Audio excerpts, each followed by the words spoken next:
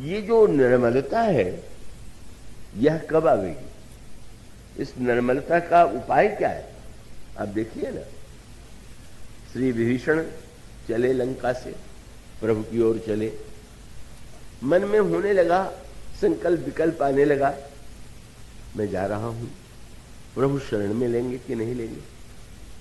फिर अचानक लगा, नहीं, पहले भी तो मेरे ही समान व्यक्ति प्रभु की शरण में गए, सुग्रीव, वे भी बड़े भाई के द्वारा संत्रस्त थे, मैं भी बड़े भाई के द्वारा सताया गया हूं, उन्हें शरण में लिया तो मुझे भी लेंगे। अब फिर कल्पना आगे बढ़ी, प्रभु ने सुग्रीव को शरण में लिया तो बाली का वध किया, मुझे शरण में लिया तो रावण का वध करेंगे। और जब इतनी कल्पना बढ़ी तो धीरे से लोभ ने कहा कि जब प्रभु ने बाली का वध किया तो सुग्रीव को राज्य दिया, तो अब रावण का वध करने के बाद तो राज्य मुझे ही देंगे। ऐसे धीरे से वासना मन में बैठ गई। यही होता है, कैसे धीरे से आ जाती। गए, जब प्रभु को दूर से देखा भी तो दूर ही ते देखो दो भ्राता, नैनानंद दान के दाता। दिखाई भी पड़े तो दान के दाता के रूप में दिखाई पड़े। यद्यपि कोई सिंहासन पर तो बैठे नहीं थे सोने के, कि छत्र लगा हो और हीरा मोती हो और किसी को लगे कि दान के दाता है। अब जो मृगचर्म पर बैठे हुए हैं, जिनके शरीर पर वलकर वस्त्र है, उनको देख करके दान का दाता समझना अपनी आंखों की बात है। कामना है तो उसी रूप में दिखाई देते हैं। और प्रभु मिले, और उनके लिए तो वो तो प्रभु बड़े प्रसन्न होकर के कभी किसी का ये कह के तिरस्कार नहीं करते हैं, कह रहे तुम तो मांगने के लिए आए हो, तुम तो बड़े स्वार्थी हो, हम लोग ये शब्द कह सकते हैं, पर प्रभु तो इतना सम्मान देते हैं। जिस समय आपने विभीषण को देखा और विभीषण जी ने प्रभु के चरणों में प्रणाम किया, ये कह करके नाथ दशानन कर में भ्राता, निश्चर वंश जन्म सुर त्राता, सहज पाप प्रिय तामस देहा, जथा उलू कहीं तम पर नेहा, श्रवण सुयस सुनि आयऊ, प्रभु भंजन भवभीर, त्राहि त्राहि आरत हरण, शरण सुखद रहोगी। प्रभु ने सुना, तुरंत आप गए और आपने अपनी भुजाओं के द्वारा दीन बचन सुनि प्रभु मन भावा, भुज विशाल गहे हृदय लगावा। आपने अपने विशाल भुजाओं से विभीषण को उठा करके हृदय से लगा लिया। और हृदय से लगाने के बाद प्रभु ने सुग्रीव की ओर भी देखा। मित्र सुग्रीव, तुमने जैसा कहा था वही मैं कर रहा हूं। भगवान राम जब सुग्रीव आए थे तो सुग्रीव ने यही कहा था कि महाराज ये रावण का छोटा भाई है, इस पर विश्वास नहीं करना चाहिए, और मेरी सम्मति तो यही है कि राखी अबाधे मोहिनी स्वभावा, इसको बंदी बना करके रख लीजिए। प्रभु ने कहा कि मित्र सुग्रीव, तुमने तो ये कहा नहीं कि इसको मार डालिए, तुमने यही तो कहा था कि बांध के रख लीजिए। तो मैं तो सोचता हूं कि सचमुच बांध के रखूं, लेकिन बांधने के लिए तो मेरी भुजाओं का बंधन ही सबसे श्रेष्ठ है। इसको ऐसे प्रेम बंधन में बांध लूंगा कि कभी यहां से नहीं जाएगा।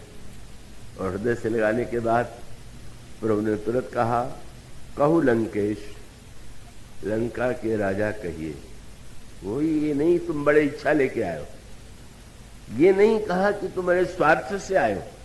कहू लंकेश सहित परिवारा, कुशल कुठाहर वास तुम्हारा, खल मंडली बसहु दिन राती, सखा धर्म निबहे के भांति। प्रभु प्रशंसा करने लगे। उस समय भीषण जी ने एक बात कही, और बड़ी मधुर बात। उन्होंने कहा, प्रभु मैं ये नहीं कहूंगा कि मेरे मन में लोभ नहीं था, पर था कहूंगा, अब नहीं है। क्यों? उन्होंने शब्द यही कहा कि उर कछु प्रथम वासना रही, लेकिन कब तक? बोले जब तक दूर ही ते देखो। जब तक जीव ईश्वर को दूर से देखता है तब तक तो वासना लेके जाता है, पर अब बोले प्रभु वह जो चरण, वो जो वासना थी क्या हुई? प्रभु पद प्रीति सरित सो बही। आपके चरणों के जल से वो वासना समाप्त हो गई। अब मेरे अंतःकरण में कोई कामना नहीं है। यही है प्रेमा भक्त। कामना के बाद जब भगवान के प्रति ऐसी भावना का उदय हो जाए तो उन्होंने ये कहा कि प्रभु आपने कुशल पूछ दिया तो मैं तो यही कहूंगा कि अब, तब नहीं अब। कुशल प्रश्न तो शिष्टाचार है। आप एक दूसरे से मिलते हैं तो पूछते हैं कुशल से तो है। कबीरदास जी से किसी ने पूछ दिया तो बिगड़ खड़े हुए, बड़े अक्खड़ स्वभाव के थे। ये प्रश्न सुनते सुनते मैं ऊब गया हूं। जो मिलता है यही पूछता है, कुशल कुशल। क्या हुआ महाराज, कोई दुर्घटना हो गई क्या? उनका दुर्घटना हो नहीं गई, वो तो निरंतर है ही है। क्या कुशल कुशल ही के करत जग में बचा न कोई। क्यों? बोले माया मुई न मन मुआ, तो कुशल कहां से हो? जब मैं मेरापन बचा हुआ है, मन बना हुआ है, तो काहे का कुशल होगा? भीषण जी ने भी कहा कि प्रभु आपने पूछा, कहु लंकेश सहित परिवारा कुशल कुठाहर। बोले अब पद देख कुशल रहुराया, जो तुम कीन जान जन दाया। तब लगी कुशल न जीव कह, सपने हूं मन विश्राम। जब लगी भजत न राम कह, शोक धाम तज काम। और तब बोले तब लगी हृदय बसत खल नाना, लोभ मोह मच्छर मद माना। जब लगी हियन बसत रघुनाथा, धरे चाप साय कटिहा था। प्रभु मेरे अंतःकरण में सब कुछ रहा हो, लेकिन आप जब हृदय से लगा लें, स्वयं हृदय में आज मेरे हृदय में कोई वासना नहीं है, कोई इच्छा नहीं है, बस आपके चरणों को छोड़ करके। हाँ, ये प्रभु बड़े उदार हैं। प्रभु ने कहा तुम्हारे मन में इच्छा नहीं, पर मेरे मन में तो है भाई। क्या? बोले मैं तो तुम्हें राज्य दूंगा, तुम्हें इच्छा भले ही ना हो। जतप सखा तब इच्छा नहीं, लेकिन मम दर्शन अमोघ जगमाई। मित्र तुम जरूर राज्य ले लो। क्यों? अपने लिए नहीं, मेरा यश बचाने के लिए। मेरे लिए बहुत प्रचार हो गया है कि इनका दर्शन हो तो अवश्य देते। अब मैं तुम्हें कुछ नहीं दूंगा तो मेरा तो नाम डूब जाएगा। तुम कृपा करके स्वीकार कर लो। भगवान कितने उदार हैं, कितने संसार में मांगने वाले के प्रति हमारे मन में बार बार मांगे तो अनास्था हो जाती है, लेकिन प्रभु इतने उदार हैं कि नहीं। कब वो कहते हैं कि तुम तो लंकेश के रूप में राज्य करो। मानो संकेत यह है कि हमारे अंतःकरण के जो दोष हैं उनका निराकरण करने के लिए अगर हमारे हृदय में प्रेमा भक्ति का उदय हो जाए, भक्ति के द्वारा हम उस दिशा में बढ़ें और अंत में हमारी भक्ति केवल भौतिक कामनाओं से प्रेरित न होकर के जब वो प्रेम भक्ति का रूप ग्रहण कर लेती है, तो हमारे अंतर मन में कहीं मल रह ही नहीं जाता है, दोष रह ही नहीं जाता है। और इसलिए चित्त की बात केवल इतना ही कहूंगा कि भाई आप साबुन के द्वारा कपड़ा धोइए, लेकिन साबुन के द्वारा मल निकल जाने के बाद भी आपको ये काम करना पड़ता है। क्या? साबुन से मैल निकल गई, किंतु जल के द्वारा साबुन को भी धो डालिए। बड़े महत्व की बात हो गई। आपने साबुन लगाया, कपड़े का मल दूर हो गया, तो क्या आप कपड़े को ऐसे टांग देंगे क्या कि सूख जाए हम पहन लें? साबुन लगा कपड़ा पहने तो बड़ा कष्ट हो। पहले साबुन से मल को धोइए और बाद में साबुन को की स्वच्छता को भी का आप शुद्ध जल से धो दीजिए। और इसका अभिप्राय यह है कि पहले हम जिन साधनों के द्वारा अपने को स्वच्छ बनाते हैं, उसके बाद भी हम कहीं बड़े सत्संगी हैं, बड़े भक्त हैं, ये वृत्ति भी शेष न रह जाए, तब कहीं जाकर के समग्र निर्मलता का उदय होता है। ये निर्मलता प्रभु को अत्यंत प्रिय है और वो निर्मलता स्वयं हम जीवन में लाने की चेष्टा करें, संत सदगुरु के माध्यम से पाने की चेष्टा करें। और सबसे बड़ी बात तो ये है कि भगवान निर्मल मन जन सो मोहि पावा, तो मानो गोस्वामी जी ने बड़ी मीठी बात कही, कोई बच्चा गंदे कपड़े में पिता की गोद में जाए तो पिता को संकोच लगता है, क्या होगा, कैसा ये बच्चा गंदे कपड़े में आ गया। और तब बच्चा तो कहाँ जाएगा, माँ के पास जाएगा। और माँ और बेटे का संबंध ऐसा है कि बच्चे को गंदा देख करके कोई बच्चे को दोष नहीं देता, यही कहता है इसकी माँ बड़ी गंदी। और तब गोस्वामी जी ने किशोरी जी के चरणों को पकड़ लिया। वो तो कह रहे हैं कि निर्मल मनजर सो मही पावा, पर ये निर्मल बनाना तो आपकी कृपा से ही संभव है। आप कृपा करके इस बालक को स्वच्छ बना दें।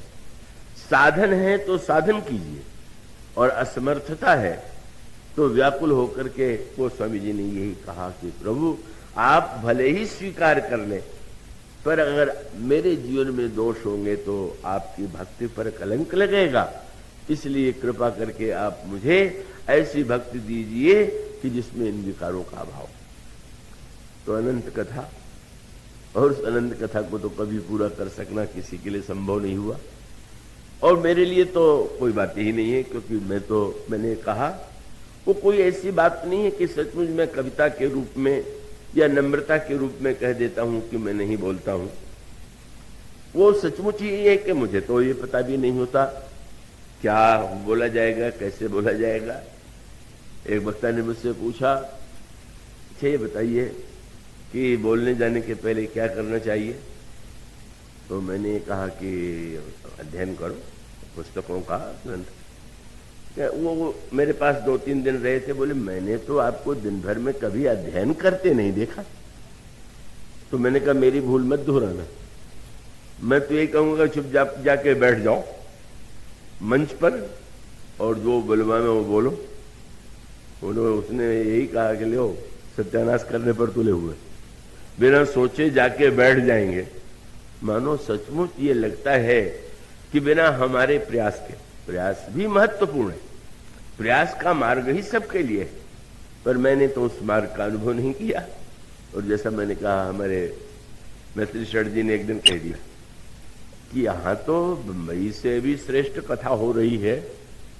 मैंने कहा मेरे बस में तो कुछ नहीं है। अब बंबई में वो जो कहलावे, छतरपुर में कहलावे, वो तो कहलाने वाला जाने। अगर यहाँ के लोगों को उन्होंने ज्यादा अधिकारी मान लिया तो मैं कौन होता हूँ उसमें रोकने वाला। तो भाई ये प्रभु की कृपा से ये आनंददायक उत्सव, और उत्सव तो कभी कभी विराम उसका होता ही है। तो आज मैं इस प्रसंग में आप सब लोगों के प्रति मंगल कामना करता हुआ, आशीर्वाद देता हुआ, और नाना भैया, जय भैया और समस्त जो बंधु हैं वो सबको मैं आशीर्वाद, पूरे परिवार को इन शब्दों के साथ, जा सुनाम भव भेषज हरण घोर त्रयशूल, सो कृपालु मोहितो पर रहु सदा अनुकूल, सियावर रामचंद्र।